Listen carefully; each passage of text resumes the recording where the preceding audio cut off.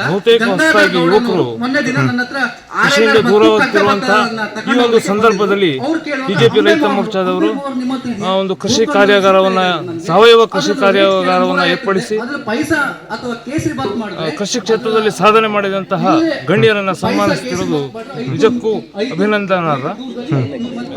ಇನ್ನು ಈ ಒಂದು ಸಮಾರಂಭವನ್ನು ಉದ್ಘಾಟಿಸಿದಂತಹ ಸಂಸದರಾದ ಶ್ರೀ ವಿಶ್ವೇಶ್ವರ ಹೆಗಡೆ ಕಾಗೇರಿಯವರು ಆದಷ್ಟು ರಾಸಾಯನಿಕವನ್ನು ಕೃಷಿಯಲ್ಲಿ ರಾಸಾಯನಿಕ ಮತ್ತು ರಸಗೊಬ್ಬರಗಳನ್ನು ಕಡಿಮೆ ಬಳಸುವುದರ ಮೂಲಕ ಸಾವಯವ ಗೊಬ್ಬರವನ್ನು ಜಾಸ್ತಿ ಬಳಸುವಂಥ ಮೂಲಕ ನಮಗೆ ಬೇಕಾದಂತಹ ಒಂದು ಆಹಾರವನ್ನು ನಮಗೆ ಬೇಕಾಗುವಂಥ ಒಂದು ಪೌಷ್ಟಿಕಾಂಶ ಭರಿತ ಆಹಾರವನ್ನು ನಾವೇ ಉತ್ಪಾದನೆ ಮಾಡಿಕೊಳ್ಬೇಕು ಅಂತ ಕರೆ ನೀಡಿದ್ದಾರೆ. ಇದೇ ರೀತಿ ಶಾಸಕರಾದಂತಹ ದಿನಕರ್ ಶೆಟ್ಟಿ ಅವರು ರೈತರಿಗೆ ಈ ಕ್ಷೇತ್ರದಂತ ರೈತರಿಗೆ ತನ್ನಿಂದ ಏನು ಸಹಾಯವಾಗಬೇಕು ಅಂತ ಸರ್ಕಾರದಿಂದ ಆಗಬೇಕಾದಂತ ಸಹಾಯವನ್ನು ತಾನು ಕೊಡಿಸ್ತೇನೆ ಅಂತ ಹೇಳಿದ್ದಾರೆ. ಇವರಿಗೂ ಕೂಡ ಧನ್ಯವಾದ.